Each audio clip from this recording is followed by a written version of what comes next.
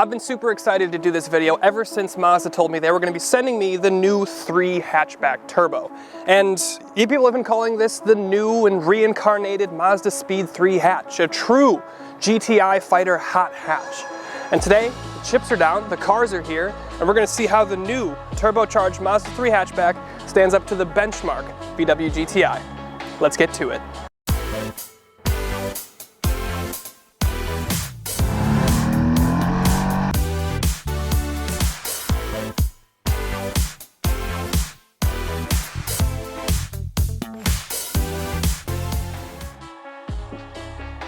We're going to start with the GTI to get a baseline. The GTI has been the hot hatch standard since 1975. That's 46 years of dominance. I mean, they practically invented and continue to push the segment forward, much like the BMW M3 in that regard. At the tail end of its 7th generation in 2021 here, it's not anything particularly special on paper. It's a turbocharged 4-cylinder, it displaces 2 liters, and it makes 228 horsepower and 258 pound-feet of torque. So it's not like it's going to be setting lap records, but what it is, it's fun. What? So how does a 3,200-pound front-wheel drive Golf with a 2-liter turbo go from economy car to hot hatch? So for that, we need to go under the skin, and yeah, on the surface, 228 horsepower doesn't sound like a whopping amount, but we have to remember the packaging that it's in. For this small, light little hatchback, it's perfectly adequate. The power is good. Turbo spools, it's very punchy, and I think the thing that we have to keep in mind is we're talking about hot hatches, and it's more about fun than actual performance or lap times or power figures or anything like that. And one thing that makes this fun is the gearbox. This, unlike the Mazda, comes with 3 pedals and 6 speeds. Now, of course, if you don't want the manual gearbox, which is, of course, your choice, you can get a dual clutch DSG transmission from VW, and it is, well, it's phenomenal. Me, I'll take the manual. Now, power, it's all well and good. Performance, great. But every once in a while, you're gonna come to a corner.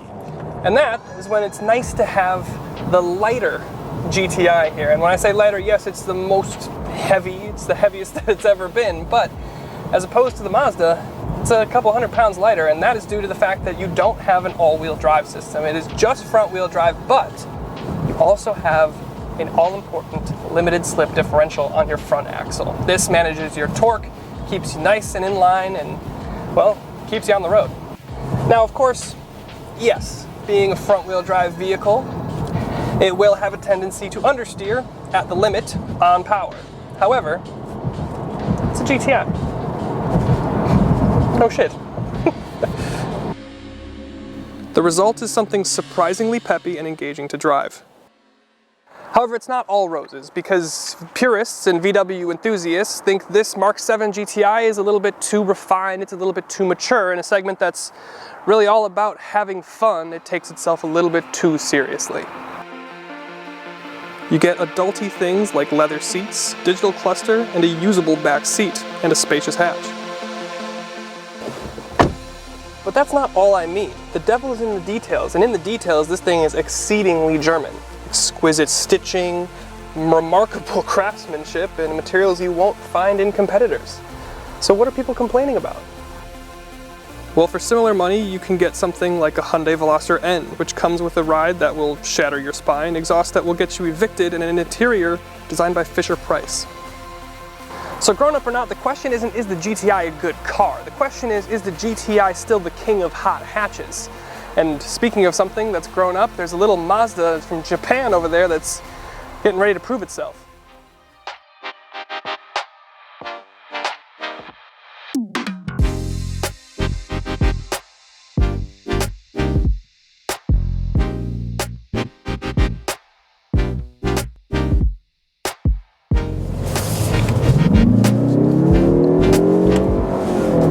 Ah yes, the all-familiar 2.5-liter 4-cylinder from Mazda.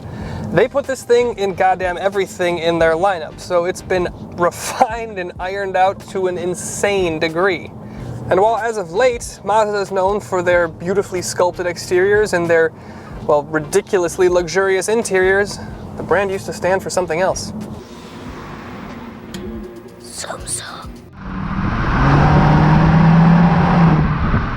What Mazda's done here is dip their toes into the 21st century.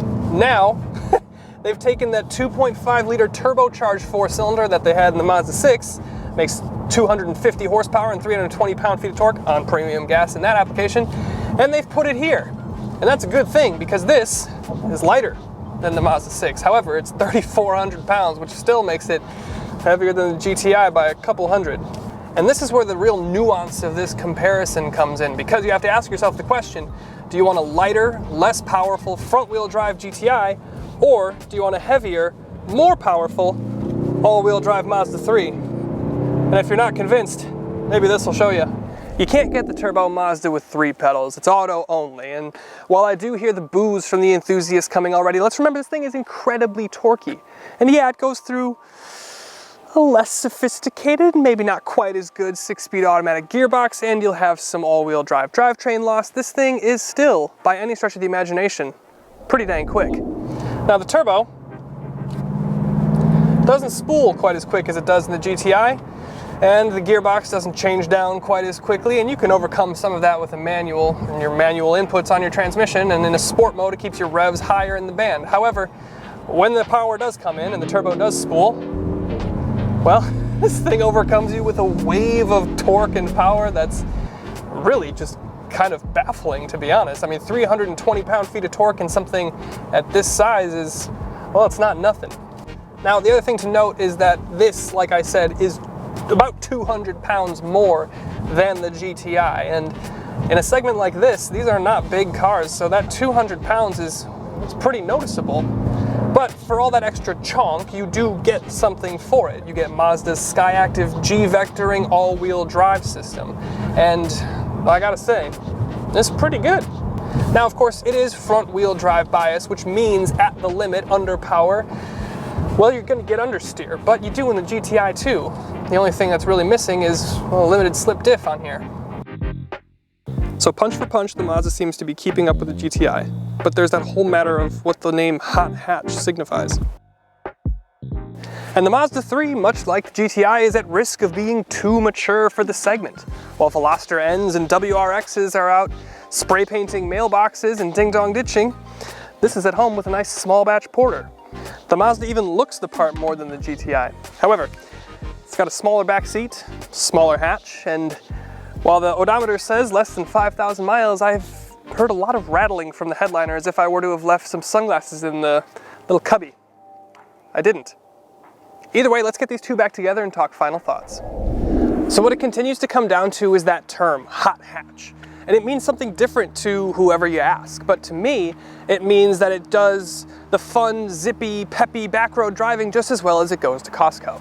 The GTI, while more luxurious, heavier, and more refined than it's ever been before, still excites me. And really only part of that comes from the fact that it offers a manual gearbox. The Mazda 3 in turbo form here is a fantastic, punchy, spunky little hatchback. However, there are little things here and there that kind of draw you back and remind you that it's more of a mass market vehicle.